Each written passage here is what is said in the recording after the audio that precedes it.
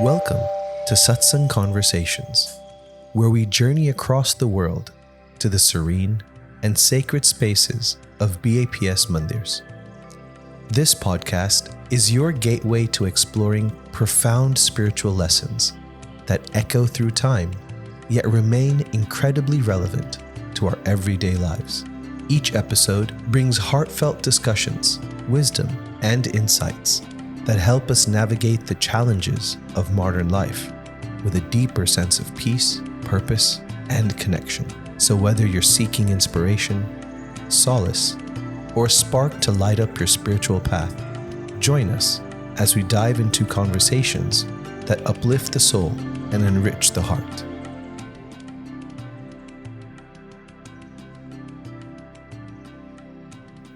Yes, and everybody. Today we want to talk about the Satsang Diksha. Mahan Swami Maharaj, who is the sixth spiritual successor of Bhagavan Swaminarayan, he wrote this scripture, and it's basically a concise summary of the spiritual principles and the spiritual philosophy and the spiritual endeavors, the sadhanas that have been propagated by Bhagavan Swaminarayan and the entire Guru Parampara. And this scripture that he's written, it's basically a scripture that deals with how to become happy and blissful and peaceful in life. And in fact, in the first shlok, he writes, "May Swaminarayan Bhagavan, who is Akshar Purushottam Maharaj himself, bestow ultimate peace, bliss, and happiness on all."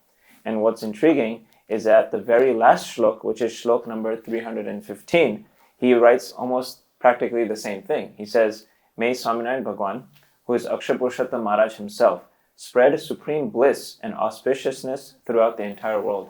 So we kind of know from this, from these two shloks, the first and the very last shlok, that the goal behind writing this scripture is that everyone who reads this scripture and everyone who tries to abide by the philosophy and the principles and the different shloks in this scripture is to attain that happiness. Every shlok in between, like between the first and last shlok, the goal behind every shlok is to attain that happiness and that bliss, that shanti, that everyone actually wants. Everybody wants to be happy, right? And I think particularly I want to kind of focus on shlok number 18 and 19, right?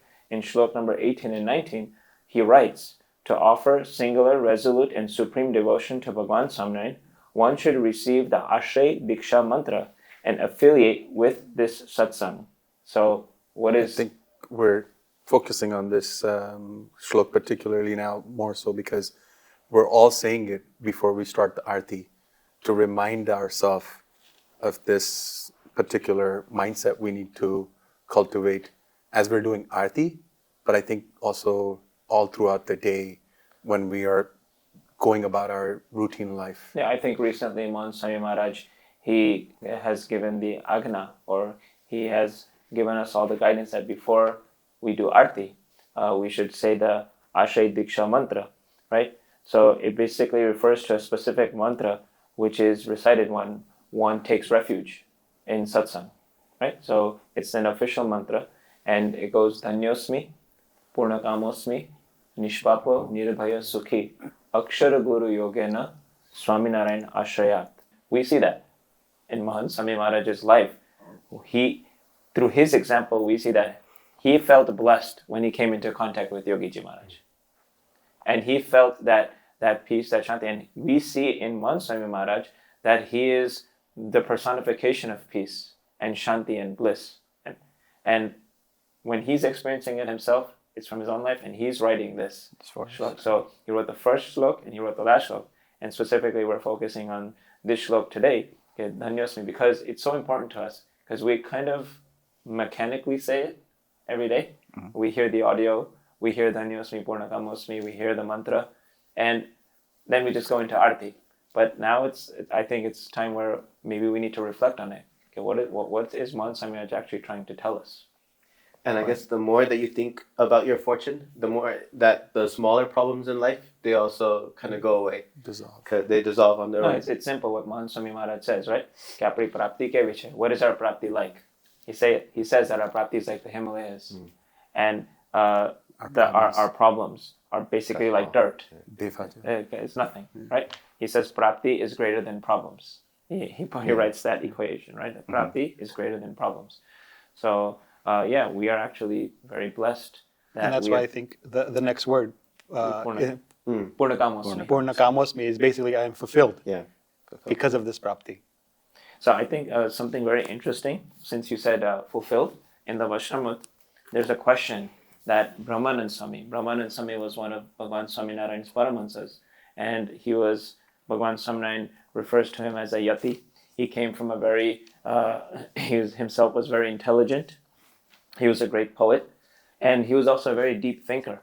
And so in Gajra section 1, number 24 in the Vachanamrut, he asks a question, which is actually, it makes you think that how can a question be so deep? And Brahmanand Swami, he's explaining that suppose there is a person, an individual, whose indriyas, basically your sense organs, are not drawn towards any of the vishays, basically the material pleasures or material objects, right?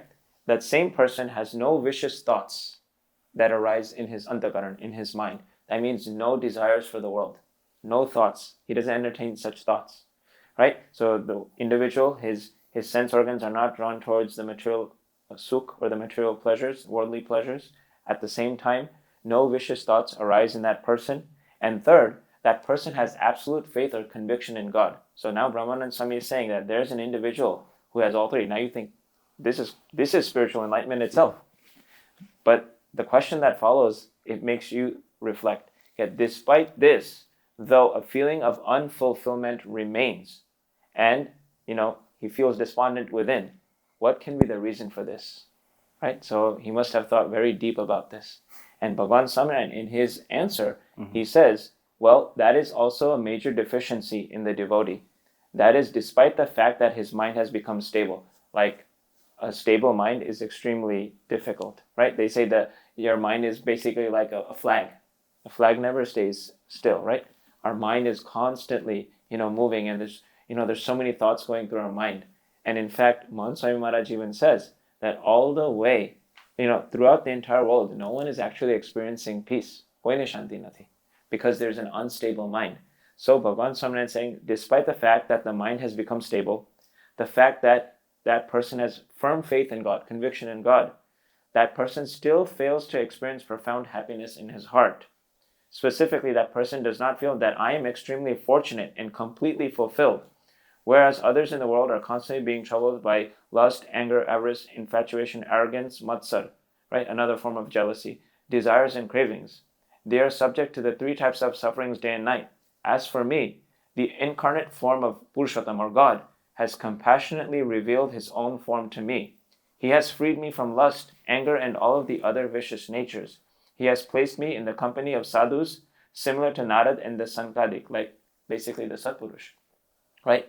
Indeed, I am very fortunate, right? So the fact that the person doesn't do that praptino vichar that Mahan Swami Maharaj has instructed us to do daily, 15 minutes, and that for that reason, the person remains unfulfilled, right? So as you mentioned, the unstable mind in there, that made me think of this previous episode where Uttam Yogi Swami talks about how Mahan Swami Maharaj talks about કે આપણે પૂજા કરીએ છીએ પણ પૂજા કેવી કરીએ છીએ અને he tells Uttam Yogi Swami કે આપણી puja should be the most delicious moment of our day or life, right? And the reason we don't feel that or don't experience that is because what you just mentioned from that, the unstable mind. While we're doing puja, we're not thinking about the prapti, we're not thinking about the murti, like Bhagwan Shakshat apni puja ma baitha chhe. Like I'm thinking about what I'm doing next, what I need to get going, and just planning my day while I'm doing puja. And hence that unstable mind that you just spoke about is the reason we don't feel that sukh, that fulfillment that we're talking about. At least, that's what I take away from it. I had a sort of a different perspective. I mean, I thought of something else. So you mentioned that the entire Satsang Diksha Granth is on peace, how we can attain peace, happiness, bliss. And Purnakam, being fulfilled, I think is right. It's just about that. And Mahan Swami mentions happiness and bliss separately. And that made me think that being happy is different from being blissful. Mahan Swami is ever blissful. And being fulfilled, I think, is different from being happy. Being fulfilled is an inner sense of like bliss. Once I have attained everything, I have this prapti, and I am assured that maru kalyan, I have nothing left to do. Content. I'm content. There's nothing greater Greater to attain. to Yeah, I have nothing greater to attain. I think that's different from like achievement. Anything, you don't get that sense from achieving anything or accomplishing, your goals. That comes from the endeavors in Bhagwan Nikrupa, the grace of God, Bhagwan. It reminds me of something from college. A couple of weeks before we were going to graduate, one of my roommates, we were just like sitting in our apartment, and we were just talking. And my roommate, for context, he's one of the most brilliant people I know. He was accepted to, after college, one of the most prestigious PhD programs in the world in his field of study. And when we graduated college, he had to write, in his field of study, he had to write a 50-page thesis of original work. He ended up writing 120 pages because he had that much to talk about, that much in his mind that he wanted to get out. So this is the the level of brilliance that he has. And yet we're sitting there in the apartment that day, and he looks at me, he says, "Dhruv, so what's the point of all of this? Like, why are we? What's the point of life? Why did we come here to study? What are we going to do after?" These are the questions that he's asking me. And without getting too much into the Char Purusharthas and everything, I tried to explain whatever my understanding was. But that question stuck with me, that he's accomplished a lot, he's achieved a lot, and yet that feeling of fulfillment is not there. And Mansi Maharaj explains to us that feeling of fulfillment comes from doing satsang and following this shastra, this granth. That's what gives us that feeling of fulfillment. What you just talked about, the fear. Yes. Nishpapo, Nirbhaya. Nirbhaya is also like freeing us from the fear of all these different fears that we have in life. And there are many fears that we face. And then I think as a parent, I'm constantly, we're constantly looking out for what the kids are doing, who they associate with. But if you look at it in a larger picture of everything, there's a lot to think about. But the sanity comes in when, we think about the prapti. Okay, you know what? Bapa is with him. Okay, Bapa is going to do the right thing for him and our family. So when we think about it from our perspective, there's a constant fear. But as soon as this thought, like the prapti comes in, okay, Bapa is a part of the process, you feel sane. You actually come down and you feel better. But that's the whole shlok. That's where Swami Maharaj wants us to think about this. We say it as just a routine, but this conversation is actually going to help us realize that what we're consistently repeating, okay, each word has a deeper meaning. Yeah. So making us fearless, making us fulfilled. And I think one of the greatest fears, since you talked about fear, one of the greatest fear for all mankind, for all living beings even, is the fear of death. Right? The thing that we take care of the most is our bodies. Right? And we all know whenever something happens, we go into an illness, whatever, we go get a test done at the hospital, and it's a serious test. We're scared. We're scared for our life, right? And this Satsang Diksha Granth, this satsang, this prapti, attainment of Mansi Maharaj, it allows you to overcome that fear, because we know that when we, Purnakamosmi Maharaj used to say this, Jivta Lakhna ne Maryato Sava Lakhna, meaning we're good if we're here, and whereas if we die, then we're going to go to Bhagwan's Dham, abode, right? And so regardless, we overcome that fear that everyone lives in constantly. Something that reminds me, I read in an article somewhere. Obviously, it didn't have a context of satsang in it, but it mentioned that in fear and faith, both of these situations, it's something where you have to believe in something that you can't really see. So, and depending on what you decide, that decides your future. So, if you're going to continue to live in fear, you'll end up, living a very feared life. And if you continue to have faith in Bhagwan and Karta Parnavana Vichar and all doership, then you'll be able to have a little bit more peace and happiness. So. And it's not putting faith in a God you can't see. Exactly. So you're putting faith in Pragat Bhagwan. Yes. And God manifests on earth through the Satpurush, right? And that should remove all of our fears. The day-to-day fears. It's not just like the ultimate fear, but we have all these little fears throughout life. Will I be successful? well, will I get the job I want, right? All of these little fears that we have. But when we invest our faith in Pragat Bhagwan, right?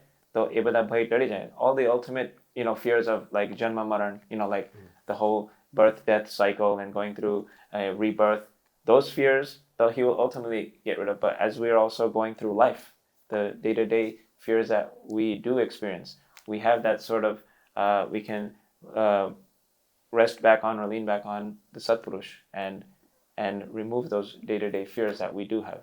So Nirbhaya, so being fearless, it can also be something empowering or encouraging in that way, because if I'm not fearful, Swami, you said that I'm not fearful of these small things that happen in my life. That also means that, say, as a yuvak now, growing up, going through high school, college, there's peer pressure, especially in America. If I am fearless, I have accepted refuge in Bhagavan Swaminarayan and the Akshar Brahm Guru, I am fearless now. I'm not fearful of, say, what someone's going to say of my Tilak Chanlo or of my, of the fact that I do Anik. I'm fearless of that. And I have no fear. I have, almost like asmita almost. Mansanaj says, si santan tawan, we have to become like a lion cub almost. Bhagwan, we're the lion cubs of God. So, we're fearless because we have a refuge in Bhagwan, and that should motivate us to do more and more in our satsang. And I want to go back to the word before, this Nishpapo, freeing us from our sins. This association, this prapti, it eradicates all the pap that we have either done in the past life. So I want to talk about how is it that we're freed from these sins of the previous birth. And I know we talk about it that Surinu Duk Katama Patijay, right? But we talk about it, it's easy to talk about it, but actually, confirming it or like that we're being freed from it, because we're talking about fear, right? And one of the fear is like Akshardhamnu Sukh Je Aya Marwanuche will be attained. I think here, in terms of Nishpapo, we feel guilty of the things we've done in the past. Maybe whatever, any wrongdoing or anything wrong or any mistakes we may have made. But the internal agony that we feel or the internal frustration we feel, we can actually approach the Satpurush and we can actually confess to him and tell him, okay, I've made these mistakes. And he is so compassionate, right? And he's so forgiving that when he gives you Ashirwad, you feel free within. You feel that pap go away, right? You've already regretted the mistake that you've made. You're feeling that uneasiness within. But when you confess to the Satpurush, right, to Pragat Bhagwan, and tell him that I've made this mistake, can you please relieve me from this?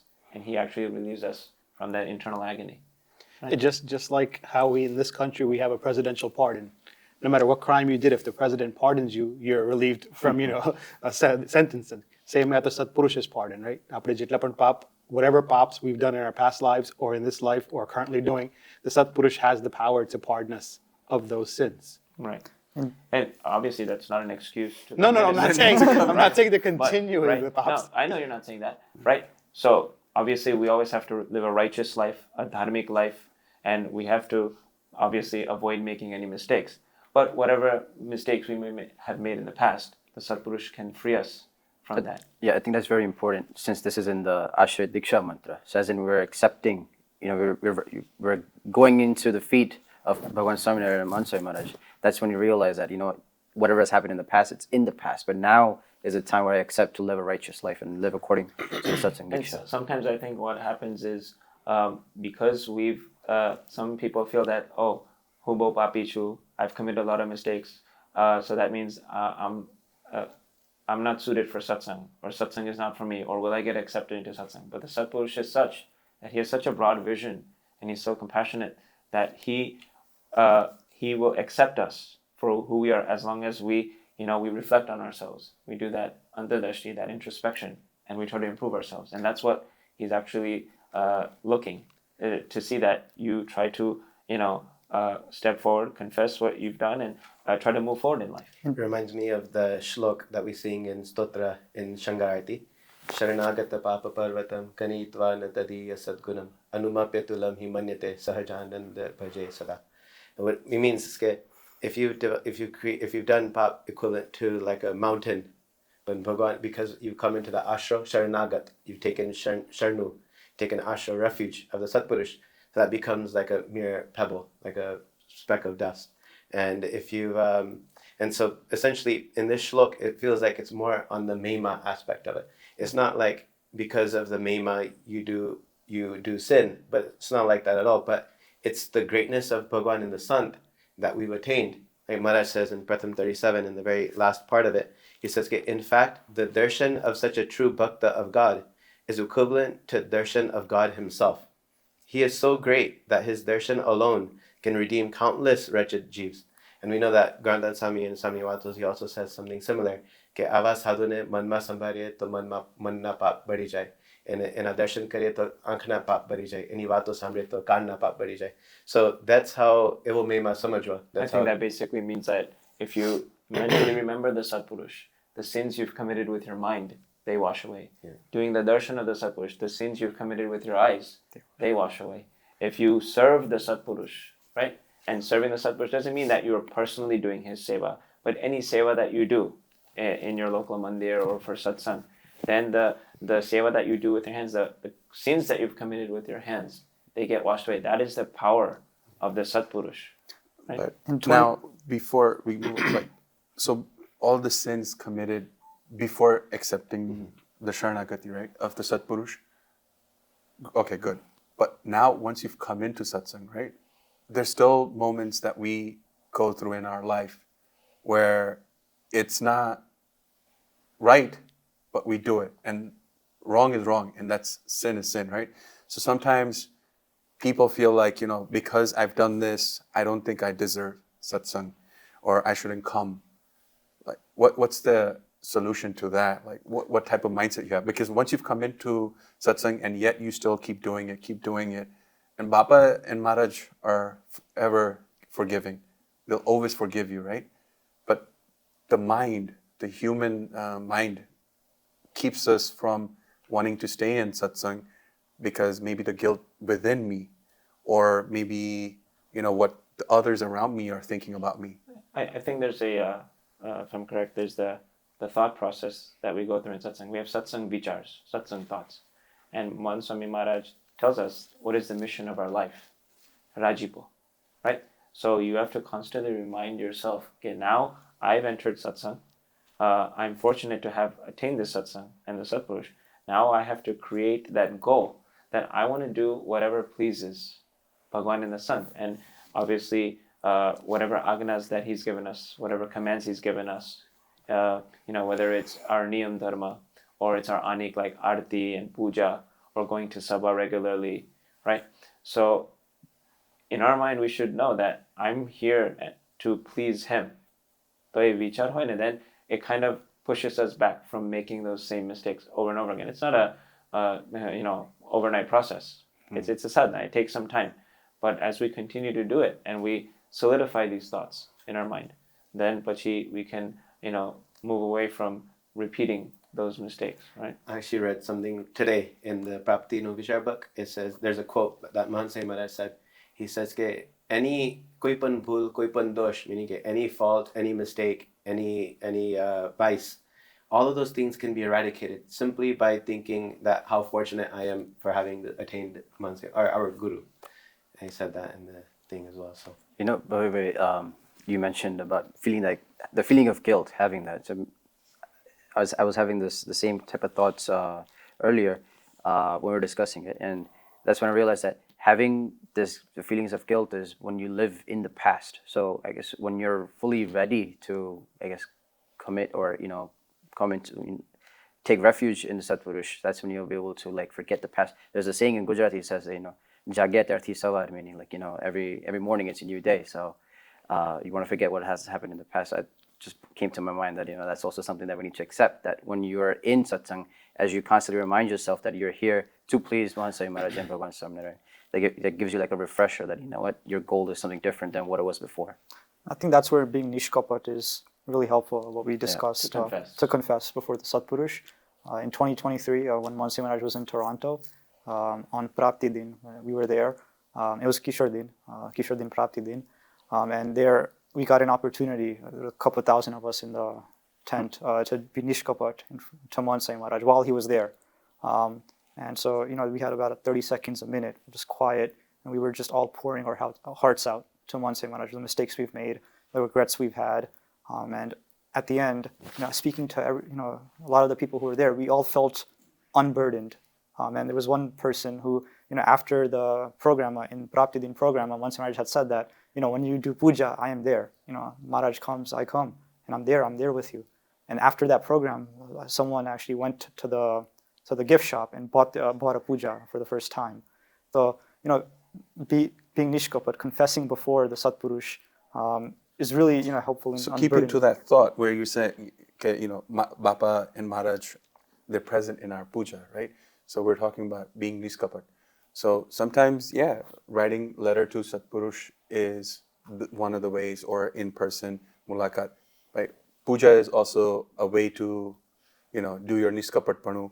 But when you truly accept the fact that Maharaj and Swami are sitting in front of me, and genuinely being Nishkapat, because if you're just doing it as, okay, all right, I'm just going to say it as a prarthana and whatnot, like accepting Sharanagati, and then genuinely doing it as if Maharaj is sitting, that's when you feel like, and that we discussed, once we feel free, and when we feel free from that burden of all that's within us, that's when we start experiencing that sukh. But the sukh that we talk about is not just a moment's sukh, it's eternal. So we said to Dhanyosmi, we've been blessed. Purnakamosmi, we've been fulfilled. Nishpapo, right? So we've been freed from our past sin, and the Satpurush has the power to free us from that sin. Nishpapo Nirbhaya, he's freed us from our day-to-day fears. He's freed us from the fear of Janma Maran, right? And he has guaranteed Akshardham, Moksha, right? So Nishpapo Nirbhaya Sukhi. And ultimately he has made us Sukhi. And I think Sukhi is I can't think our definition of Sukh, or our definition of success and Sukh and happiness is, you make a lot of money, you drive a nice car, you have a big house, you're Sukhi. And that's the common, idea of Sukh. But I think Sukh is it's an internal state of happiness. It's not something external, right? And he's given us that internal fulfillment, that internal Sukh, right? So, Swami, I think for that, our definition is very different for happiness nowadays, especially the way the society has set it up is all of that you mentioned, money, house, and fancy vacations and all that stuff. But I think what we're really habitual to is getting this instant gratification, or doing something that gives us this instant happiness, rather than what we talk about, what's talked about in the Satsang Diksha and the Vachanamrita, is that whatever Maharaj says doesn't promise you instantly the gratification, or you don't feel it instantly. It might take a while depending on how firmly you're able to do it, or how firmly you're able to confess and feel that your feelings of being not burdened anymore, or feeling that of happiness that we wanted to attain. So I think that's something that we should point out. It's a process. Yes. Yeah, I think when it comes to our definition of happiness, we tried, or our happiness is temporary happiness. It's it's got a time limit to it. It could be depending on what the source of happiness is.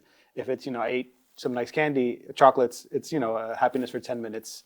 I watch a Knicks game, it's a happiness for like 2 hours maybe. I go on a nice vacation, it's a happiness for a week. I get a new car, it might be happiness for about a couple of months. You buy a new house, it's a happiness for a year. You get married, it might be happiness for 5 years, if you're lucky. But the point is, our happiness is limited as a time frame. Mansi Maharaj, the happiness, the sukh he's talking about is eternal. There's no time limit on that, I think, and that's a different kind of happiness, and that's where you feel the fulfillment that we were talking about earlier. Sometimes we don't feel happy because we don't feel fulfilled. Mansi Maharaj ke aaj keche, emma je sukhi keche, and that's it's a blissful happiness, which is eternal throughout our entire life. There's no limit. There's no limit to it. Right. So, barabar. So And then, but how is that achievable? So I think he says, right? Akshar Guru Yoga. Yogena Swaminarayan Ashrayat. So like, this is only achievable. How is this achievable? It's If you have only Akshar. achievable through the Akshar Brahm Guru, right? And so, in fact, Mohan Swami Maharaj, he writes very clearly, right, in the Satsang Diksha, he writes in shloks number 22 to number 25. He says, the first, in this world, Brahm Vidya cannot be fully realized in life without the Brahma Sarup Guru. So the Guru that is Akshar Brahm, right? And without the Akshar Brahm Guru, supreme unwavering conviction in Paramatma cannot be attained, and one's Atma also cannot acquire Brahma Bhav. So you cannot, attain the knowledge of Atma or Paramatma without the Guru, right? And without the Brahma Sarup Guru, perfect devotion also cannot be offered, right? So even if you want to learn the art of bhakti, you want to learn how to offer bhakti to God, you need the Akshar Brahma or Brahma Sarup Guru. And then he also says what we're the subject, right? The first and the last shlok. We're talking about bliss, peace, happiness. He says, without the Brahma Sarup Guru, perfect devotion also cannot be offered. Ultimate bliss cannot be attained. So even you said bliss, this type of happiness, which we call bliss, this sukh is translated into bliss, which has no limit. That ultimate bliss cannot be attained. And the three types of miseries also cannot be eradicated. We don't want to get into all that, like Adhyatmik, Adi Baudik, Adi Devik.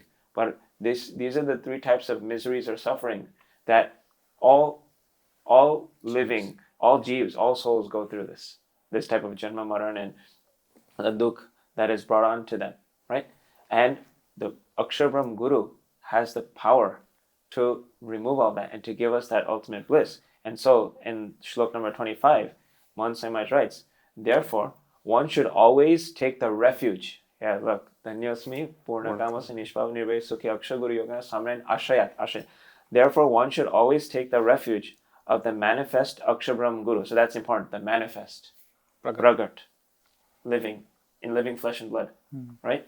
The manifest Akshar Brahm Guru who enables one to attain all objectives and experience Paramatma. Paramatma no sakshat karo, right? To experience the bliss of God, you need the Guru, right? And so, he said, Akshar Guru Yogena, right? Through him, you are taking the refuge of Samrayan Bhagavan. Shiji Maharaj also presents an analogy in the Vachanamrut that trying to overcome this suffering, all of this, is like trying to overcome all of this without the Pragat Satpurush, is like trying to overcome or trying to cross an ocean without a ship. So basically, So I think he's saying in regards to Upasana, Bhagwani Upasana. But where do you learn Bhagwani Upasana? Satpurush. From the Satpurush. And it's through the Satpurush you're crossing. And we know that all the Upanishad, like the Upanishads, the Mundaka Upanishad, the Katha Upanishad, all these Upanishads, they describe Aksharam as a setu, or as a bridge to cross the ocean of Maya and to attain God. Right? Yeah, so like in Varta 11 as well, the last sentence, he says the same. He says, okay, therefore, intense love for the Satpurush is the only means to realizing one's Atma. It is the only means to realizing the greatness of the Satpurush. And it is also the only means to having the direct realization of God. And Maharaj, over and over, time in, time out, he says the same thing, that without the Satpurush, without Akshar Brahm, you can't attain Paramatma realization. You can't attain God like that. And in section 336, he says that trying to attain Atma realization and God realization is like trying to stick your tongue out in thin air and trying to taste it, whether it tastes sour or bitter or what. You can't taste it, even if you spend 100 years doing it. Similarly, trying to attain Atma realization without the Satpurush, that's like that. So he says, that's just like a few examples, but throughout the entire Vaishnava, you'll see, and as Swami said in Upanishads, he says the same thing, same exact story, where without Akshar Brahm Guru, you can't attain God realization. And this principle of refuge in the manifest form of Bhagwan is not new. I mean, we see in the Mahabharata, we see in the Upanishads. In the Mahabharata, Arjun had refuge in Krishna Bhagwan, and so he was fine. But Yudhishthir, his understanding of dharma and righteousness was founded on the Shastras. So he went through a lot of munjo and frustration, right? Yeah. But Arjun didn't have that because after the Gita, he did have the frustration. Right? He did feel dejected, but he had Pragat God in front of him. Yeah. And he had manifest God in front of him. And we know the Srimad Bhagavad Gita, it's the knowledge that Shri Krishna Bhagavan gives to, or who imparts to Arjun, right? And so the idea, the concept of Pragat Bhagavan, it's relevant. Yeah, and in that example, they're explaining dharma and what dharma defined, what its definition is. He says, it's not just swadharma, but it's bhagat sarup nishtha. So it means conviction and pratyaksh form of God, the present form of God. And then after he redefined dharma, Maharaj redefined dharma into this by explaining a shlok. And then at the end, he says, these talks are like what? They're like na bhuto na bhavishyati. No one's ever talked about this before. In the thousands of years, people thought dharma just meant swadharma, like your own self-righteousness, like all the rules and regulations of your day-to-day living style and all that. But for the first time, that Maharaj defined it's actually Bhagat Sarup Nishtha, meaning the ashra of refuge of God and his Akshar Brahm Satpurush. So, and I think in the Gita, right, the shlok about refuge, Sarva Dharma. Sarva Dharman Pariteja Mamekam Sharanam Vraja. That where he says, give up all your manna manila, meaning the dharma that you believe by your mind, the belief of your mind, whatever your mind thinks. Give up all of that and take Sharnagat, take ashra, take refuge of Bhagwan. Pragat Bhagwan.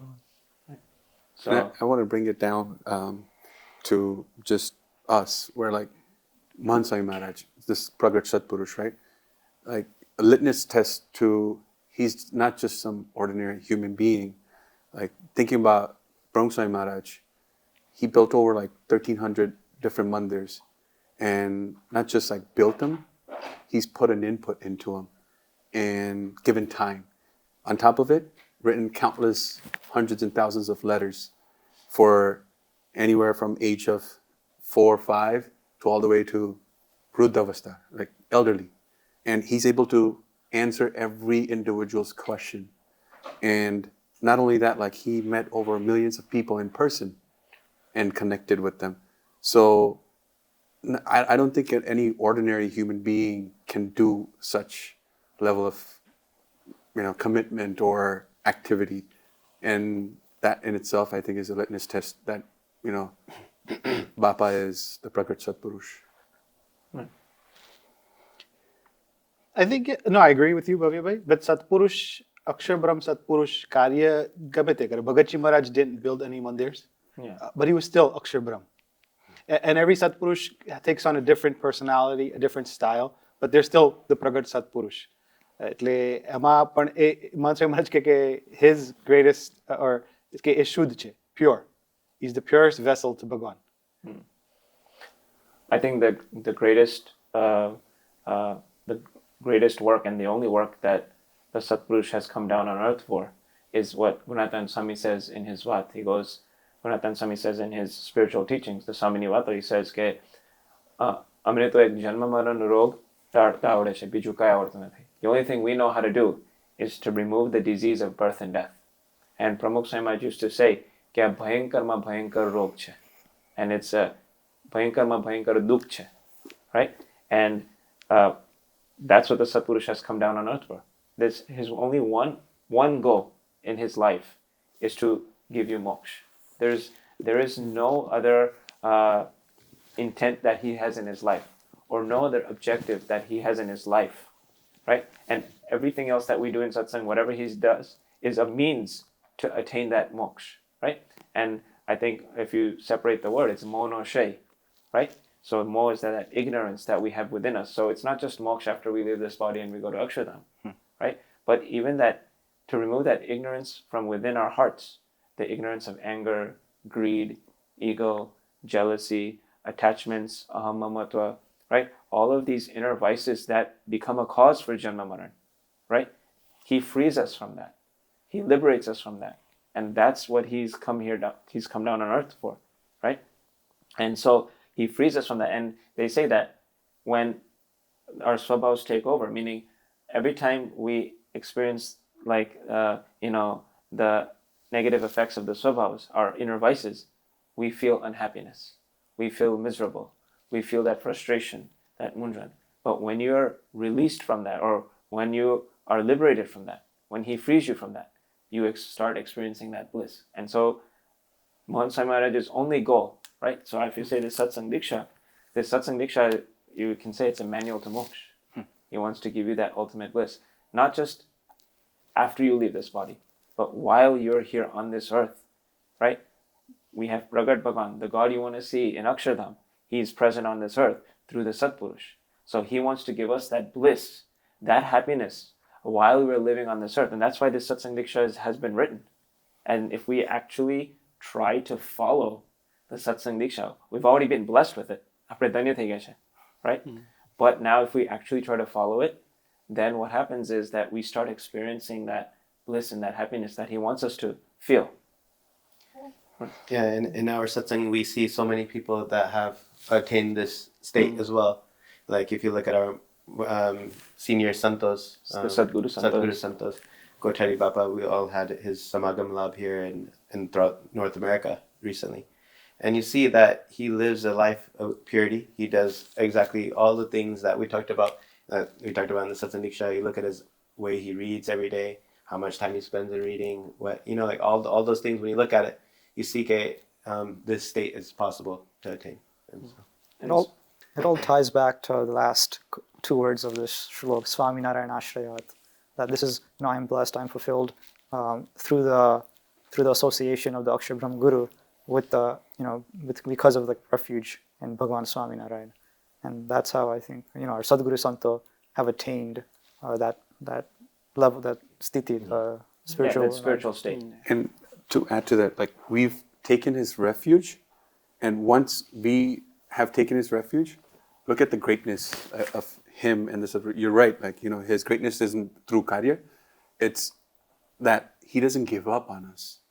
We give up, but he doesn't give up. So like sometimes I'll falter in my niyam or in just doing my satsang on a routine, but look at his greatness that he, no matter what, still makes it a point to do his vicharan so that he can give as much love, as much time to his Hari Bhaktas. And like the time he took to do the Satsang Diksha, he was still doing his routine like Satsang Karya and everything. But during his Aram time, he would take his time to write this and he'd follow up. And not just that, he actually reached out to all the senior santos like, hey, this is my icha. Like he's also showing his greatness through being nirmani. And I think Amake Ushake, Mon Samaj has mentioned many times, right? Satpurush ma niswart prem cha, unconditional love, right? And so he's expressing that through this. You just said that he doesn't give up on us, and he accepts us for who we are. He accepts us for who we are, and he wants to see us progress, right? So Yeah, I agree. I think he wants us to be happy. We, like you were mentioning earlier, we live we've been trained or programmed to look for instant gratification. We're all Gujarati, so we all look for a deal. So satsang jivta karwano, like do satsang while you're alive, and the benefit is after death. Nah, yun na chale. I want to do satsang now, and I want to experience that Akshardham Sukh now as well. We don't need to wait to go to Dham in order to experience the Akshardham Sukh. But in order to do that, you have to understand the Satpurush. You have to have that Jordan. Khare karo ashro. That means you have to follow his agna. Live according to his wishes. We can't say I have his ashro, but I don't do anything he tells me to do, or I don't follow any of his niyams. Then we're just, we're lying to ourselves. I think what is that? Kadyani 11, right? Yeah. So Priyatamni Marji. Huh. So what's the true character of affection is if you follow his marji, you follow his agna, right? And actually someone recently said, Mansai Maji started adding prapti and everything. And now, like before Arti, like we have to do this, listen to this prapti no vichar, and then we have to say this mantra, Dhanyosmi, Purnakamosmi. But there's a deep meaning behind why he's making us say it and recite it and think about it before we do Arti. So it's very important.